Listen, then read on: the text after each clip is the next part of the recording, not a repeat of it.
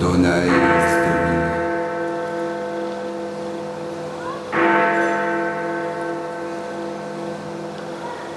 Requiem aeternam. Dona eis Domine.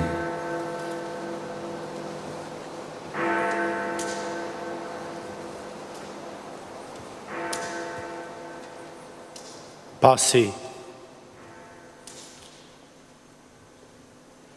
Ils sont passés.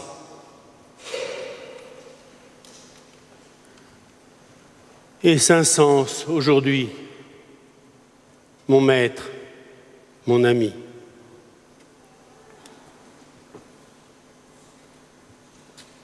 Me voici parvenu au terme de ma vie.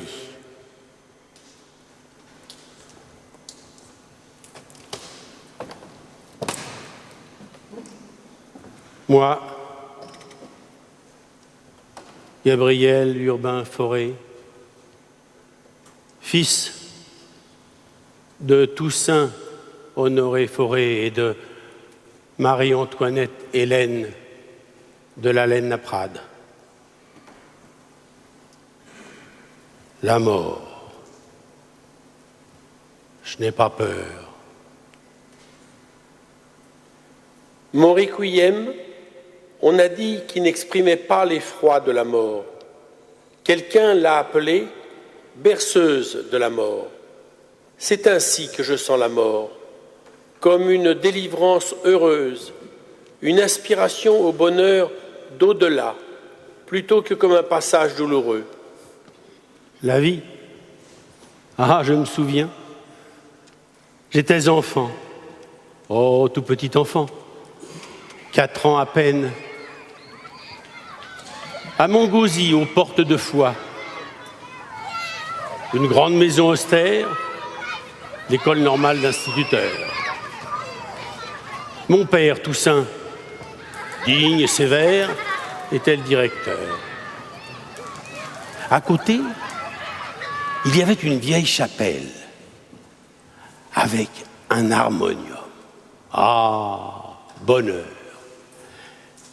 Mes doigts d'enfant s'y découvraient.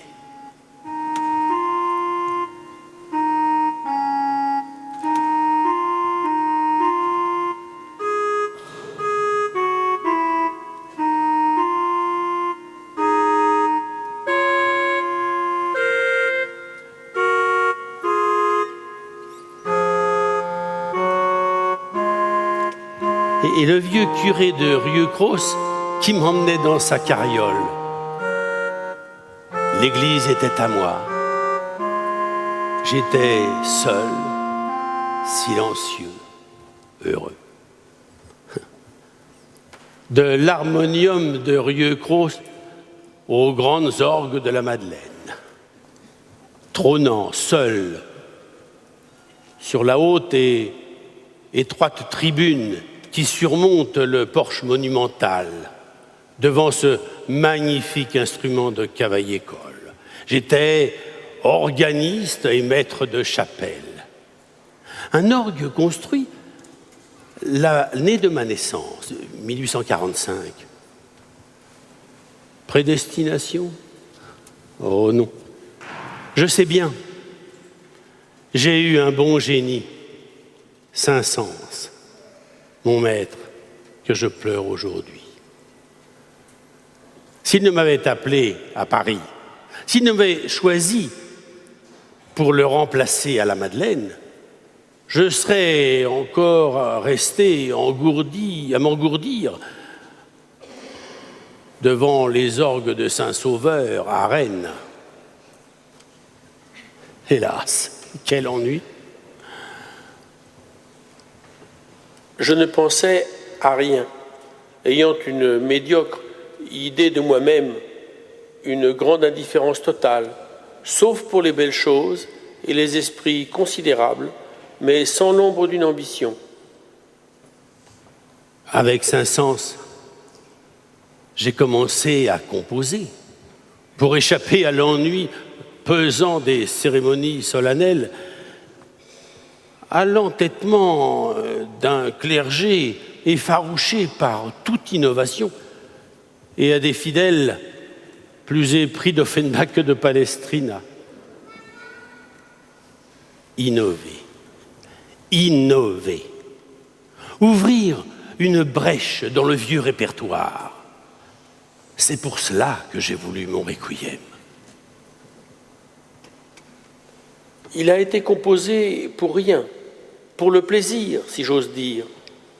Peut-être ai-je aussi d'instinct cherché à sortir du convenu.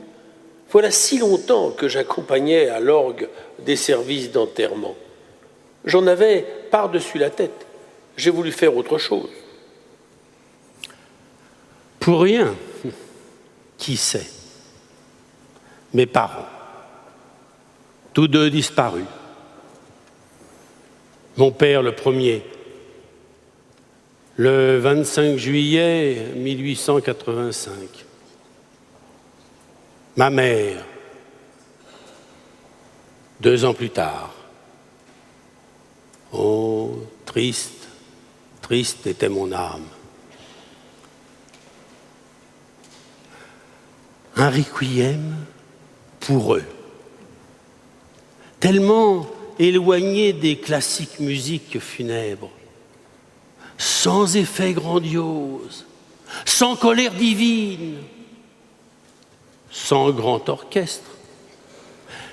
La partition pour grand orchestre, ce n'est pas moi qui l'ai voulu. C'est un souhait de l'éditeur, Hamel. Oh, il y tenait. Plus adapté aux grands ensembles de concerts. Un concert. Mon requiem n'est pas une œuvre de concert. C'est une méditation. Triste, apaisante, consolante et grave. Orgue de chœur et contrebasse. À l'occasion, altos et violoncelles, harpe et timbales. Plus tard, j'ai ajouté 2 corps et 2 trompettes, toujours à l'occasion. Et pour le chœur, 4 basses, 4 ténors. Et surtout, oh surtout, les 30 voix d'enfants de la maîtrise de la Madeleine. 30 voix fraîches, angéliques, bonheur d'au-delà. Ah, mon requiem, le vrai, le 21 janvier 1893, pour la messe anniversaire de la mort de Louis XVI.